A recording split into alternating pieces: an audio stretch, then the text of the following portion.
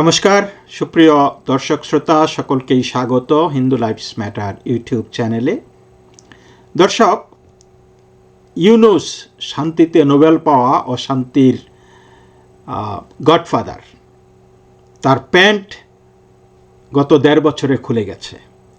এখন তার ডাইপার খুলে চুলিংপং অবস্থা। মিডিয়াতে একের পর এক যেই জিনিসগুলি আসতেছে, এই সুধী মহাজন এখন চুলিংপং হয়ে গেছে। তো কালের কণ্ঠে প্রকাশিত একটা দীর্ঘ সাক্ষাৎকারে রাষ্ট্রপতি মোহাম্মদ শাহাবুদ্দিন দাবি করেছেন যে ডক্টর ইউনুসের নেতৃত্বাধীন অন্তর্বর্তী সরকারের ১.৫ বছরে তিনি কার্যত বঙ্গভবনে আড়ালে বা প্রাসাদবন্দী অবস্থায় ছিলেন। রাষ্ট্রীয় সিদ্ধান্ত, বিদেশ সফর, গুরুত্বপূর্ণ চুক্তি, এমনকি রাষ্ট্রপতির স্বাভাবিক দায়িত্ব পালন, সব কিছু থেকেই তাকে দূরে রাখা হয়েছে। তার বক্তব্য অনুযায়ী তাকে অসাংবিধানিকভাবে অপসারণের জন্য বিভিন্ন ষড়যন্ত্র এবং পরিকল্পনা করা হয়েছে। এমনকি তার জায়গায় একজন সাবেক প্রধান বিচারপতিকে বসানোর উদ্যোগও নাকি নেওয়া হয়েছিল। সেখানে উঠে এসেছে ২২শে অক্টোবর ২০২৪ রাতে বঙ্গভবন ঘেরাও মিছিল, সেখানে লুটপাটের পরিকল্পনা, নিরাপত্তা সংকট, এইরকম ঘটনা তিনি তুলে ধরে বলেছেন যে এটা একটা বিভীষিকাময় পরিস্থিতি ছিল, আমরা সেখানে ছিলাম। এবং তিনি আরও অভিযোগ করেন যে প্রধান উপদেষ্টা ডক্টর ইউনুস ১৪-১৫ বার বিদেশ সফর করলেও একবারও দেশে ফিরে এসে রাষ্ট্রপতিকে ব্রিফ করেননি, যা তার মতে সাংবিধানিক বাধ্যবাধকতা। তার আমলে ১৩৩টি অধ্যাদেশ জারি হয়েছে। রাষ্ট্রপতির বক্তব্য যে এই অধ্যাদেশগুলির অনেকগুলিরই কোনো প্রয়োজনীয়তা ছিল না। তারপরে তিনি বলেছেন রাষ্ট্রপতি যে বিদেশ সফরের ব্যাপারে তাকে বাধা দেওয়া হয়েছে, দেশের নানা অনুষ্ঠানে যাওয়া তার আটকে দেওয়া হয়েছে, বিদেশি মিশনগুলো থেকে তার ছবি নামানো হয়েছে, তার মানে রাষ্ট্রপতির ছবি নামিয়ে ফেলা হয়েছিল। এমনকি বঙ্গভবনের প্রেস উইং কার্যত নীল করে দেওয়া হয়েছে। তো এমন একাধিক ঘটনাকে তিনি অত্যন্ত সুপরিকল্পিতভাবে রাষ্ট্রপতিকে অদৃশ্য করার প্রচেষ্টা হিসাবে দেখিয়েছেন এবং তিনি বলেছেন যে এই প্রচেষ্টাগুলি ব্যর্থ হয়েছে বিএনপির দৃঢ়তার কারণে এবং ৩ বাহিনীর প্রধানের সমর্থনের কারণে, যারা বলতো যে আপনি আমাদের সশস্ত্র বাহিনীর প্রধান, সুতরাং আপনার অপদস্থতা মানে আমাদের হেরে যাওয়া, এবং সেটা তারা করতে দেননি। তো তিনি বলেছেন যে এই রাষ্ট্রপতির প্রতিষ্ঠানকে দুর্বল করা, রাষ্ট্রকে অকার্যকর করার একটা বিশাল পরিকল্পনা নিয়ে এই ইউনুস বাহিনী অগ্রসর হয়েছিল। তো আজকে বাংলাদেশের মানুষকে প্রশ্ন করতে হবে, হু ইজ ইউনুস? তার মিশনটা কি ছিল বাংলাদেশে? তার আমলে রাষ্ট্র কি সংবিধান দিয়ে চলেছে, নাকি কারো আদেশে, কারো ডিক্রিতে চলেছে, কোনো গোপন আতাতের মাধ্যমে চলেছে? এবং সেই গোপন আতাতের অদৃশ্য চক্রটা কি ছিল এই উপদেষ্টা মণ্ডলী? আজকে রাষ্ট্রপতি নিজে বলেছেন, এটা কোনো গুজব না, কোনো লিফলেট না, এটা রাষ্ট্রের সর্বোচ্চ সাংবিধানিক পদে বসা একজন মানুষের অভিযোগ। তিনি বলেছেন ১.৫ বছর তিনি আলোচনায় ছিলেন না, অথচ তাকে নিয়ে চলেছে চক্রান্ত। তিনি বলেছেন তাকে অসাংবিধানিকভাবে উপড়ে ফেলার ছক কাটা হয়েছে। এমনকি তিনি বলেছেন তার জায়গায় বসাতে সাবেক প্রধান বিচারপতির কাছে পর্যন্ত প্রস্তাব নিয়ে যাওয়া হয়েছিল এবং একজন উপদেষ্টা সেটা করেছিলেন। এগুলি যদি সত্যের একাংশ হয় তাহলে এটা কেবল রাজনৈতিক অনৈতিকতা নয়, এটা হলো রাষ্ট্রদ্রোহী মানসিকতা, স্রেফ রাষ্ট্রদ্রোহিতা, সংবিধানকে পাশ কাটিয়ে রাষ্ট্রকে নিয়ন্ত্রণ করার চেষ্টা, এবং ইউনূস, অবশ্যই ইউনূসের বিরুদ্ধে রাষ্ট্রদ্রোহিতার মামলা দায়ের করা উচিত। ডক্টর ইউনূস প্রধান উপদেষ্টা হিসাবে তিনি কিভাবে দেশ চালিয়েছেন? রাষ্ট্রের প্রধান হয়েছে রাষ্ট্রপতি, আর তিনি ছিলেন তার উপদেষ্টা। তো উপদেষ্টা কিভাবে সাংবিধানিক ছায়া শাসক হয়ে রাষ্ট্রপতিকে আড়ালে ঠেলে দিতে পারে?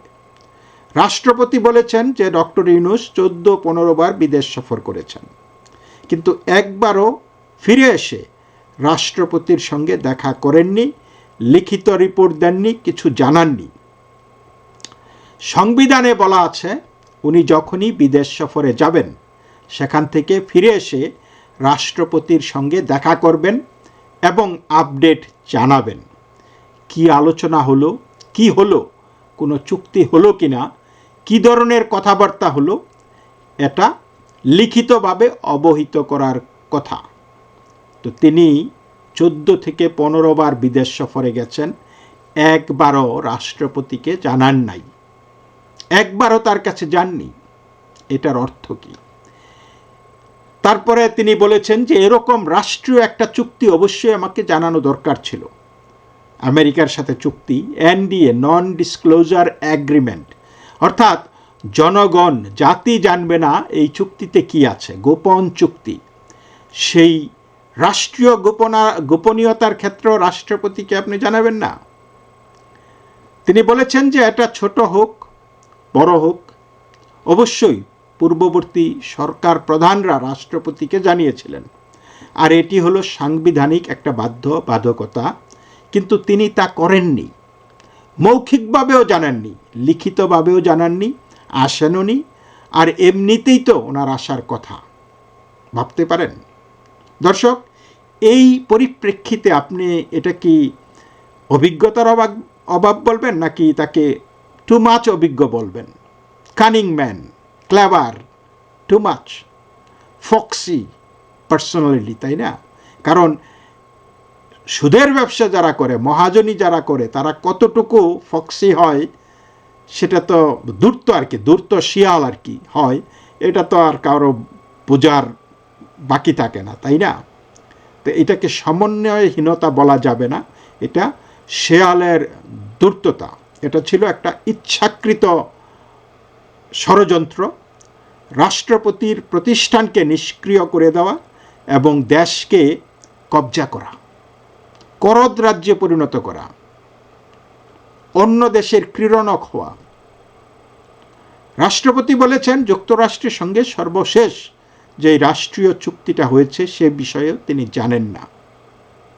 তো ভাবতে পারেন যে রাষ্ট্রীয় একটা চুক্তি রাষ্ট্রপতিকে না জানিয়ে, রাষ্ট্রপ্রধানকে না জানিয়ে রাষ্ট্র কি ব্যক্তির খেয়ালে চলে? সংবিধান কি কাগজের টুকরা? তাহলে এই যে সংবিধানকে পাশ কাটিয়ে সংবিধানের বিরুদ্ধে, দেশের বিরুদ্ধে, জনগণের বিরুদ্ধে সেই ষড়যন্ত্রে লিপ্ত হয়েছিল ইউনূস এবং তার উপদেষ্টা মণ্ডলী, তাদেরকে কি রাষ্ট্রদ্রোহিতার মামলায় গ্রেপ্তার করা যায় না? 133টা অধ্যাদেশ জারি করেছিল জরুরি রাষ্ট্র পরিচালনার জন্য, কিন্তু রাষ্ট্রপতির বক্তব্য হলো এতগুলো অধ্যাদেশের অনেকগুলোর কোনো কারণ ছিল না। অর্থাৎ অন্তর্বর্তী সরকার অধ্যাদেশের বন্যা নামিয়ে আইন প্রণয়নকে শর্টকাটে চালিয়েছে, T20 খেলেছে, যেখানে গণতান্ত্রিক কোনো জবাবদিহিতা নাই, বাই ডিক্রি, এইটাই আদেশ, এইটাই মানে এমন আদেশ যে জনগণের যে মৌলিক অধিকার, বিচারের অধিকার, মবের বিরুদ্ধে যে অধিকার, সেগুলির তারা তোয়াক্কা করে নাই। তারা T20 খেলেছে এই রাষ্ট্রের সাথে। তো এখন তদন্ত করা দরকার কোন কোন অধ্যাদেশে কারা কারা লাভবান হয়েছে, কোন কোন অধ্যাদেশে ক্ষমতার অপব্যবহার করা হয়েছে, কোন অধ্যাদেশে রাষ্ট্রীয় সম্পদ, কূটনীতি, নিরাপত্তা ঝুঁকিতে পড়েছে। রাষ্ট্রপতিকে অন্ধকারে রাখা এটা গুরুতর একটা অপরাধ। দেশের ভিতরে অনুষ্ঠানে তাকে অংশগ্রহণে করতে না দেওয়া, এগুলিও গুরুতর অপরাধ। রাষ্ট্রপতি বলেছেন কসোভো এবং কাতারের আমন্ত্রণ থাকা সত্ত্বেও তাকে যেতে দেওয়া হয়নি। তো এটা একটা সফর না, শুধু এটা রাষ্ট্রের প্রতিনিধিত্বের অধিকার। তিনি বলেছেন যে তার কাছে নাকি একটা চিঠি ড্রাফট করে পাঠানো হয়েছে যে তিনি নাকি রাষ্ট্রীয় কাজে ব্যস্ত, তাই যেতে পারবেন না, এরকম একটা কাগজে যাতে তিনি সই করে দেন, তিনি সেটাতে সই করেননি। তিনি বলেছেন যে ডক্টর মোহাম্মদ ইউনূস একটি বারের জন্য আমার কাছে আসেননি, আমাকে সম্পূর্ণভাবে আড়াল রাখার চেষ্টা করে গেছেন। আমার 2 বার বিদেশ সফর উনি আটকে দিয়েছেন। একটা ছিল কসোভো, গত ডিসেম্বরের ঘটনা। সেখান থেকে রাষ্ট্রপতিকে দাওয়াত দেওয়া হয়েছিল কিনোট পেপার ওখানে একটা অ্যাসেম্বলিতে পড়ার জন্য, কিন্তু আমাকে যেতে দেওয়া হয়নি। তারপর কাতারের আমির আমাকে দাওয়াত করলো ওখানে একটা সামিটে অংশগ্রহণের জন্য, রাষ্ট্রপতি অ্যাড্রেস করবেন। সেই সেমিনারে রাষ্ট্রপতি ছাড়া আর কেউ থাকবে না। তখন আমার কাছে পররাষ্ট্র মন্ত্রণালয় থেকে একটি চিঠি দেওয়া হলো।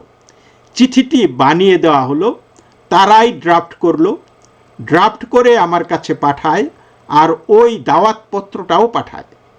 চিঠিটার মধ্যে ছিল যে আমি রাষ্ট্রীয় কাজে ভীষণ ব্যস্ত, সুতরাং এই সেমিনারে অংশগ্রহণ করা আমার পক্ষে সম্ভব না, আমি দুঃখিত, ওই চিঠিতে আমি যেন সই করে দেই।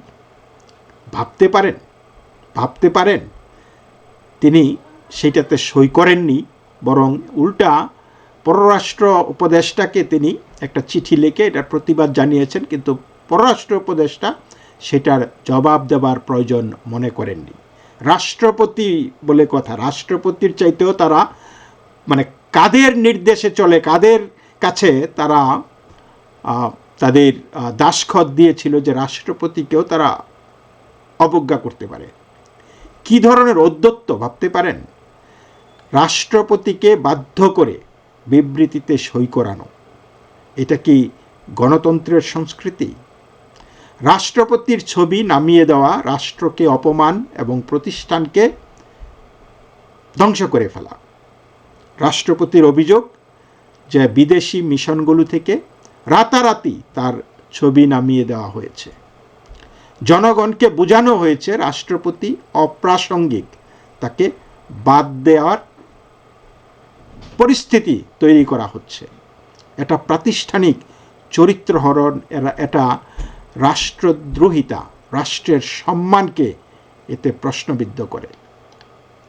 তারপরে রাষ্ট্রপতি বলেছেন যে সাংবাদিকদের সঙ্গে সৌজন্য সাক্ষাতের পর বঙ্গভবনের প্রেস উইং থেকে লোকজনকে সরিয়ে দেওয়া হয়, প্রেস উইং কার্যত অকার্যকর করে ফেলা হয়। মানে রাষ্ট্রপতি রাষ্ট্রের কথা জনগণকে জানাবেন সেই পথ বন্ধ। তিনি বলেছেন এই ইন্টারভিউতে, একবার ঢাকা রিপোর্টার্স ইউনিটির নির্বাচনে জেতার পর পুরো কমিটির সদস্যরা আমার সঙ্গে সৌজন্য সাক্ষাৎ করতে এলেন। আমি সাংবাদিক বান্ধব মানুষ হিসাবে তাদের সঙ্গে দেখা করি। খুবই সাধারণ একটা সাক্ষাৎ ছিল। আমাদের মধ্যে সামান্য কথাবার্তা হয়েছিল, তারপর ফটো সেশন হয়। ওই ঘটনা পরদিন কয়েকটি পত্রিকায় প্রকাশ হলে প্রধান উপদেষ্টার প্রেস উইং তা স্বাভাবিকভাবে নেয়নি। জোর করে ওনারা খুঁজতে থাকলো যে বঙ্গভবনের প্রেস উইংয়ের কে এই কাজটা করেছে। আসলে প্রেস উইংয়ের কেউ এই কাজ করেনি। আমি নিজেই সাংবাদিকদের চিঠি পেয়ে তাদের আসতে বলেছিলাম, কিন্তু তারা অত্যন্ত নির্লজ্জভাবে 3টা মানুষকে এখান থেকে অপসারণ করে নিয়ে গেল। Press secretary, deputy press secretary এবং অ্যাসিস্ট্যান্ট প্রেস সেক্রেটারি, 3 জনকেই নিয়ে গেল। পুরো উইংটাই প্রত্যাহার করে নিয়ে গেল। 3 জনকেই নিয়ে গেছে। এমনকি 2 জন ফটোগ্রাফার ছিল যারা 30 বছর এখানে কাজ করছিল ফটোগ্রাফার হিসাবে, তাদেরও প্রত্যাহার করে নিয়ে গেল। প্রেস উইং একদম নীল করে দিল। আমরা এখান থেকে কোনো প্রেস রিলিজ দিতে পারি না। বাংলাদেশের ক্রিকেট টিম কোথাও জিতলে অভিনন্দন জানিয়ে যে একটা প্রেস রিলিজ দেব, সেটাও পারি না। একদম প্রতিবন্ধী করে দিল আমাকে। আমি রাষ্ট্রপতি হয়ে নিজে ক্যাবিনেট সেক্রেটারিকে বারবার ফোন করেছি, প্রিন্সিপাল সেক্রেটারিকে ফোন করেছি, এস্টাবলিশমেন্ট সেক্রেটারিকে ফোন করেছি, কেউই পাত্তা দেয়নি। দেশের বিভিন্ন জাতীয় গুরুত্বপূর্ণ দিবসগুলোতে রাষ্ট্রীয় ক্রোড়পত্র প্রকাশিত হয়, সেখানে রাষ্ট্রপতির ছবি ও বাণী দেওয়া বন্ধ করে দেয় অন্তর্বর্তী সরকার। ক্রোড়পত্র ঠিকই প্রকাশিত হয়, তাতে আমার বাণী যায় না। আপনারা খোঁজ নিয়ে দেখেন গত ১.৫ বছরে আমার কোনো বাণী গেছে কিনা। আগামীকালই ২১শে ফেব্রুয়ারিতে হয়তো আমার বাণী আসবে। ২২শে অক্টোবর ২০২৪ বঙ্গভবন ঘেরাও, মব বিভীষিকার কথা তিনি বলেছেন। তিনি প্রশ্ন করেছেন কারা এই আয়োজন করেছিল। তিনি বলেছেন ভাড়াটে লোক, টাকা, পরিকল্পনা, নিরাপত্তা ৩ স্তরে, নানা নাটকীয়তা সব মিলিয়ে একটা চাপ তৈরির চেষ্টা হয়েছে। তো এখন প্রশ্ন, কারা অর্থায়ন করেছিল, কারা সংগঠিত করেছিল? রাষ্ট্রীয় নিরাপত্তা ঝুঁকিতে ফেলে বঙ্গভবন ঘেরাওকে কে বা কারা বৈধতা দিয়েছিল? সরকারের ভেতর থেকে কারা উৎসাহ দিয়েছিল? এটা কোনো সাধারণ সমাবেশ ছিল না বঙ্গভবনের সামনে। এটা রাষ্ট্রপতির নিরাপত্তা, রাষ্ট্রের স্থিতি, সাংবিধানিক ধারাবাহিকতার ওপর আঘাত। রাষ্ট্রপতি সবচেয়ে ভয়ঙ্কর যে অভিযোগটি করেন সেটা হলো তাকে অপসারণ করে অন্যকে বসানোর অসাংবিধানিক উদ্যোগ। রাষ্ট্রপতির বক্তব্য, অন্তর্বর্তী সরকার অসাংবিধানিকভাবে একজন সাবেক প্রধান বিচারপতিকে রাষ্ট্রপতির জায়গায় বসাতে চেয়েছিল, কিন্তু তিনি রাজি হননি। এই অভিযোগের পরও যদি তদন্ত না হয় তাহলে বাংলাদেশে আইনের শাসন বলে কিচ্ছু নেই, কারণ এটা সরাসরি রাষ্ট্রের সাংবিধানিক কাঠামো ভেঙে দেওয়ার প্রচেষ্টা। আজ আমি পরিষ্কারভাবে বলছি, ডক্টর মোহাম্মদ ইউনূস এবং তার অন্তর্বর্তী সরকারের ১.৫ বছরের কর্মকাণ্ড নিয়ে স্বাধীন, নিরপেক্ষ, পূর্ণাঙ্গ তদন্ত কমিশন গঠন করা প্রয়োজন। তাদের অন্তর্ভুক্ত থাকতে হবে রাষ্ট্রপতিকে অপসারণের অভিযোগ ও কথিত পরিকল্পনা, ১৩৩টি অধ্যাদেশের প্রয়োজনীয়তা, প্রণয়ন প্রক্রিয়া, লাভ ক্ষতি, স্বার্থ সংঘাত, বিদেশ সফর এবং রাষ্ট্রীয় চুক্তি রাষ্ট্রপতিকে না জানিয়ে কি কি সিদ্ধান্ত হয়েছে, রাষ্ট্রপতির ছবি নামানো এবং রাষ্ট্রপতির প্রতিষ্ঠানকে দুর্বল করার সিদ্ধান্ত কারা নিয়েছে, প্রেস উইং অপসারণ কার নির্দেশে, কি উদ্দেশ্যে, এবং বঙ্গভবন ঘেরাও, অর্থায়ন, সংগঠন কার কার কি দায়িত্ব ছিল, এইগুলি। কারণ গণতন্ত্র মানে অন্তর্বর্তী ট্যাগ লাগিয়ে যা খুশি তাই করার লাইসেন্স নয়, চুলিং পং করার এটা লাইসেন্স নয়। সংবিধান মানে উপদেষ্টাদের নোটবুক নয়, রাষ্ট্র মানে কয়েকজনের পরীক্ষাগার নয়, রাষ্ট্র মানে ইউনূসের সুদ বাণিজ্য নয়। তো দর্শক, এই পর্যন্তই। সকলেই ভালো থাকবেন। নমস্কার।